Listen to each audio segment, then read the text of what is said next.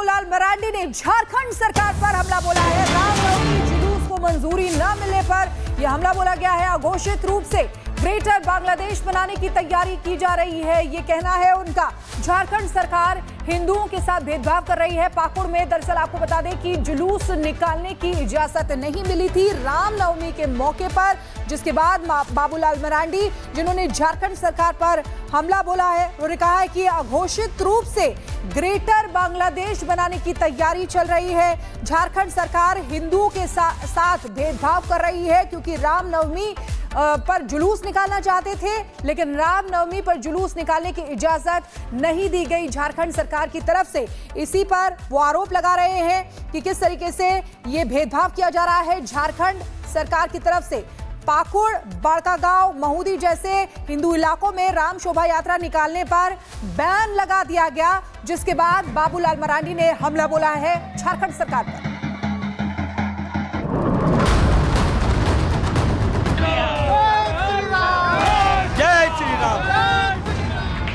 एक तरफ पुलिस का घेरा, दूसरी ओर राम भक्तों का डेरा।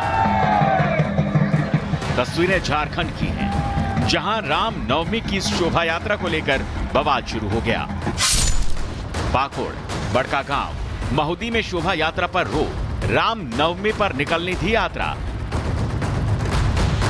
झारखंड का सरकारी प्रशासन सुरक्षा और कानून व्यवस्था का हवाला देकर कह रहा है शोभा यात्रा को बैन किया गया, लेकिन आरोप लग रहे हैं कि मुस्लिम डेमोग्राफी की वजह से और सियासी तुष्टीकरण की नीति की वजह से शोभा यात्रा के रास्ते में कंकड़ बिछाए गए। झारखंड में हेमंत सोरेन की कांग्रेस गठबंधन वाली सरकार है और बीजेपी के नेता बाबूलाल मरांडी कह रहे हैं हिंदुओं के साथ भेदभाव कर रही है सरकार। अघोषित रूप से ग्रेटर बांग्लादेश बनाने की तैयारी हो रही है। और झारखंड विधानसभा में नेता प्रतिपक्ष बाबूलाल मरांडी हमारे साथ जुड़े हुए हैं। मरांडी साहब, स्वागत है आपका। आपने कुछ आरोप लगाए हैं सरकार पर। आपका यह कहना है कि इसे बांग्लादेश बनाने की कोशिश कर रही है सरकार क्योंकि घुसपैठी बड़ी संख्या में बढ़ रहे हैं। ये आरोप किस आधार पर?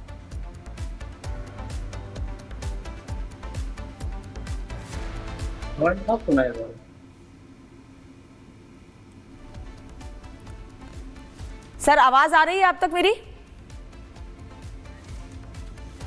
बाबूलाल जी, मुझे सुन पा रहे हैं आप? सुन रहे हैं।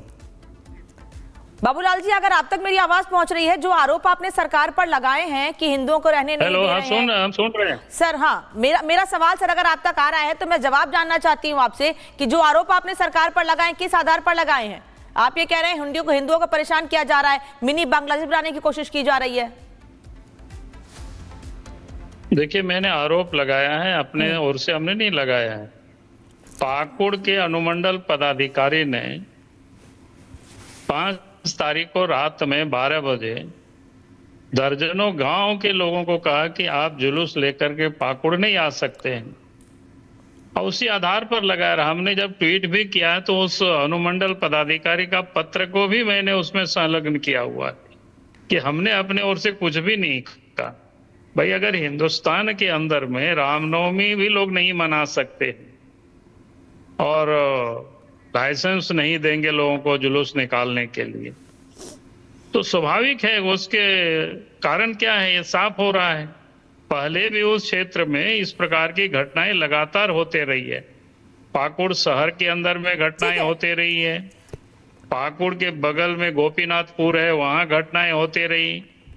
तो ये हर किसी को पता है उस इलाके में क्या है, वहां के हिंदू किस प्रकार से जीते हैं। बिल्कुल ठीक है, बड़ा आरोप आप यहाँ पर बाबूलाल जी लगा रहे हैं। बाबूलाल जी, मेरा सवाल ये भी है कि देखिए, मुस्लिम डेमोग्राफी जो है उसकी वजह से, सियासी तुष्टीकरण की वजह से ये रास्ते में कंकड़ बिछाए गए हैं। अगर इसको देखा जाए तो वहां पर झारखंड की डेमोग्राफी में कैसा बदलाव आप देख रहे हैं, कैसे बदल रही है? देखिए, झारखंड की डेमोग्राफी में मैं बार बार कहता हूँ, मैं अपने ओर से कुछ भी नहीं कह रहा हूँ। अगर आप देश आजाद होने के बाद 1951 से लेकर के 2011 तक सेंसस हुआ है, उस सेंसस की रिपोर्ट को आप देख सकते हैं या किसी से आप दिखवा सकते हो कि किस प्रकार से किसी की आबादी कितनी बढ़ी है और किसकी आबादी कितना कम हुआ है। उसमें से साफ देखता है सनातन हिंदुओं की भी आबादी बढ़ी नहीं है, आदिवासियों की आबादी में कमी आई है और मुसलमानों की आबादी में भी हताश वृद्धि हुई है। संथाल परगना में तो लगभग 17% की आबादी में वृद्धि दर्ज की गई है। और एक्सपर्ट लोगों का यह मानना है अगर 2021 में कोरोना के कारण सेंसस नहीं हुआ, अगर सेंसस हो जाए तो हमें लगता है कि संथाल परगना में आबादी बराबर हो जाएगी और 2031 तक मुस्लिम आबादी आदिवासियों की आबादी से भी अधिक चली जाएगी और आदिवासियों की आबादी कम हो जाएगी। ये मैं नहीं कह रहा हूं, ये तो हम कह रहे हैं कि 1951 से 2011 तक की जो सेंसस है, आप उस सेंसस को दिखवा लें, कोई भी देख सकता है, ये तो ओपन है कि किसी के यहाँ कोई तिजोरी में बंद नहीं है, सब लोग नेट पर देख सकते हैं और उस पर अध्ययन कर सकते हैं। तो इतनी बड़ी आबादी आखिर कैसे बढ़ी है?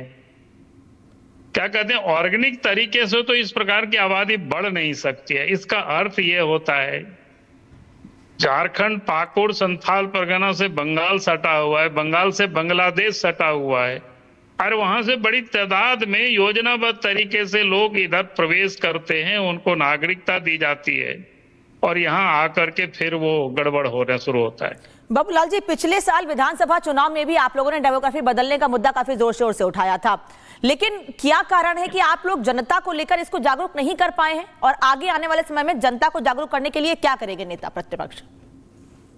देखिए, हम लोग लगातार जनता के बीच जा रहे हैं, जनता अब समझने लगी है। उस समय चूंकि चुनाव का वक्त था तो लोगों को शायद लगा कि चुनाव के कारण ये मुद्दा को लोगों ने उठाया, लेकिन हमारे लिए ये चुनाव का विषय नहीं है।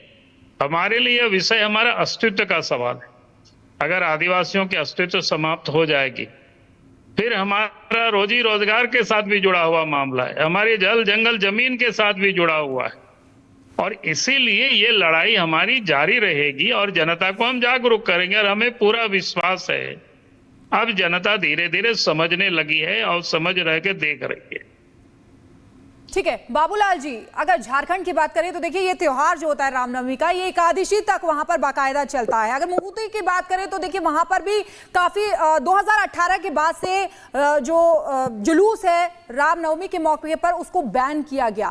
क्या वजह है कि यहाँ पर इतना अच्छे से त्योहार मनाया जाता है लेकिन फिर भी उस पर बैन किया जा रहा है? सियासत क्यों हो रही है? तो वही कह रहे हैं ना कि वोट बैंक के खातिर वो राजनीति कर रहे हैं। भाई, जब सार्वजनिक कोई सड़क है, चाहे गांव की गली हो या सड़क हो, जब सार्वजनिक सड़कों पर हर किसी को आने जाने का अधिकार होना चाहिए। किसी भी जाति संप्रदाय के लोग अपनी परंपरा के हिसाब से शोभा यात्रा भी निकाल सकते हैं, जुलूस भी निकाल सकते हैं, मीटिंग भी बाकी कर सकते हैं। लेकिन आखिर क्या कारण है ये हम सबको समझना चाहिए। जब गांव की गलियों में मुसलमान होते हैं या उनके कहीं कोई मस्जिदें होते हैं, वहीं फिर इस प्रकार की बवाल क्यों पैदा होता है? हिंदू तो कोई मंदिर में कोई बवाल नहीं करते हैं, वहां की इधर से आप मत आइए, लेकिन आखिर यही लोग क्यों करते हैं? फिर सरकार को फिर इस प्रकार के तत्वों को प्रोटेक्शन नहीं देनी चाहिए। भाई, सड़क है सबके लिए है, गांव की गलियां हैं, आने जाने का सबके लिए है, तो उसमें सबको समान रूप से हक मिलना चाहिए और आने जाने को सुनिश्चित करनी चाहिए। शोभा यात्रा भी उस रास्ता से पार हो, ये भी सरकार को सुनिश्चित करनी चाहिए कि उसके लिए कोई ऐसा नहीं है कि किसी ने कोई विरोध कर दिया तो इधर से जाने नहीं देंगे। तो ये बिल्कुल गलत है और गलत को जब तक प्रोटेक्शन मिलते रहेगी, गलत और गलत होते रहेगा। बाबूलाल जी, हमने देखा कि इसी झारखंड में रांची में तो लोग बड़े आराम से शोभा यात्रा निकाल सके पुलिस की सुरक्षा के बीच, लेकिन हजारीबाग में ऐसा क्या है कि हजारीबाग के लोगों को रोका गया? कल हमने देखा है कि लोग नाराजगी जाहिर कर रहे थे कि उनको रास्ते में रोक दिया गया। देखिए, कारण वही है जो हमने कहा कि वोट बैंक की राजनीति जब लोग करते हैं तो इस प्रकार के तत्वों को प्रोत्साहन लोग देते। भाई, आखिर ये कैसे हिम्मत करते हैं कि मुख्य सड़क पर किसी की भी जुलूस को आप रोक देना? तो ये बिल्कुल गलत है और सरकार को ये सुनिश्चित करनी चाहिए कि उस रास्ते में हर किसी का, किसी भी जाति धर्म संप्रदाय के लोग उस रास्ते में अगर वो जाते हैं तो फिर उनके लिए गवर्नमेंट को, प्रशासन को सुनिश्चित करना चाहिए ताकि कोई भी व्यक्ति उस जुलूस पर विघ्न नहीं डाल सके। और जो लोग उस पर विघ्न डालने की कोशिश करते हैं उनको सजा मिलनी चाहिए, उनके ऊपर कार्रवाई होनी चाहिए।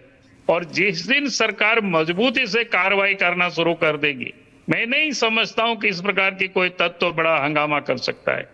ठीक है, बहुत बहुत शुक्रिया हमारे साथ जुड़ने के लिए बाबूलाल मरांडी जी। और आपने अपनी बात यहाँ पर रिपब्लिक भारत के जरिए रखी और जो दर्शक देख रहे हैं वो समझ भी रहे हैं। बहुत बहुत शुक्रिया हमारे साथ जुड़ने के लिए।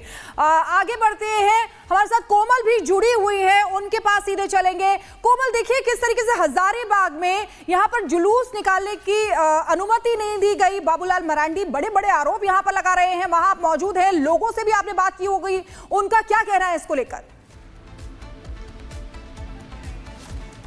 बिल्कुल, देखिए बात हजारीबाग की करें तो सिर्फ देश ही नहीं बल्कि विदेशों से भी यहाँ पे लोग आते हैं हजारीबाग की रामनवमी को कवर करने, देखने के लिए। करीब 130 अखाड़े, ये जो सड़क आपको नजर आ रहा है, अभी सुना है, दोपहर के बाद ये तस्वीरें पूरी तरह से बदलने वाली है क्योंकि यहाँ पे 130 अखाड़े जो है अपना करतब दिखाएंगे। लेकिन ठीक जो महुदी, जिसे लेकर के लगातार रिपब्लिक भारत ये कवरेज कर रहा है, दिखा रहे हैं हम तस्वीरें वहां से कि किस तरह से महुदी में, जो हजारीबाग के अंतर्गत ही आता है, मेन सिटी से करीब 30 किलोमीटर की दूरी पर है, वहां पे जो है शोभा यात्रा निकालने पर पूरी तरह से प्रतिबंध लगा दिया जाता है। बाकायदा जो है कटीली तारों से बैरिकेडिंग कर दी जाती है। तो कहीं ना कहीं देखिए वहां के लोगों में नाराजगी होती है। लेकिन वही हजारीबाग में बात करें तो यहाँ पे देखिए बेहद ही भव्य शोभा यात्रा जो है वो शाम में निकाली जाएगी। लेकिन इस बीच जैसे अगर हम पिछले मंगला जुलूस की ही बात करें, उस दौरान मेन सिटी में ही पथराव हो गया था। शिवरात्रि त्योहार की बात करें, शिवरात्रि। ठीक है कोमल, धन्यवाद आपका तमाम जानकारी के लिए। और बढ़ते हैं आगे, बता दें आपको कि मुनव्वर राणा की बेटी सुमैया राणा को नोटिस भेजा गया है।